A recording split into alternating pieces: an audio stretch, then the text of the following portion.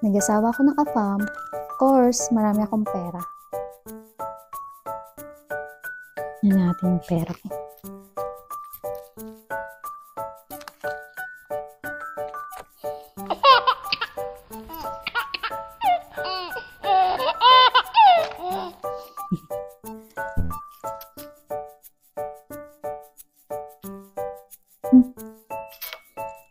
Hindi naman ito magbibili dito eh.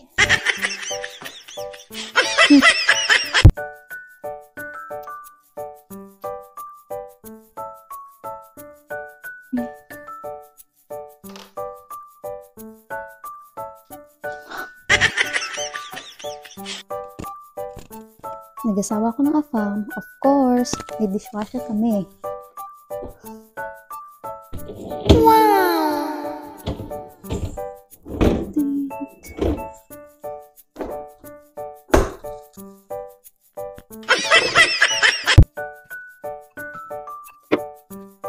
Mas nililiro. Ang nakakayo.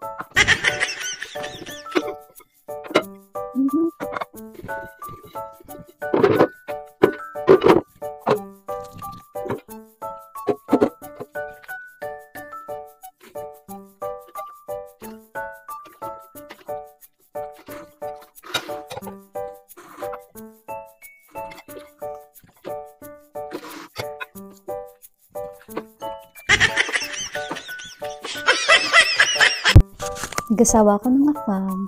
Of course, wala akong utang.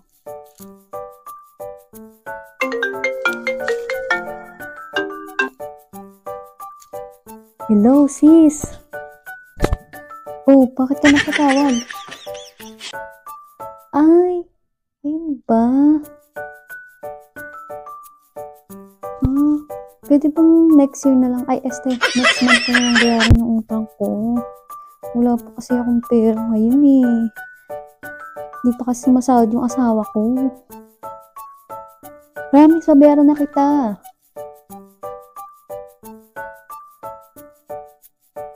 Oo nga, yung tagal na nga nun eh.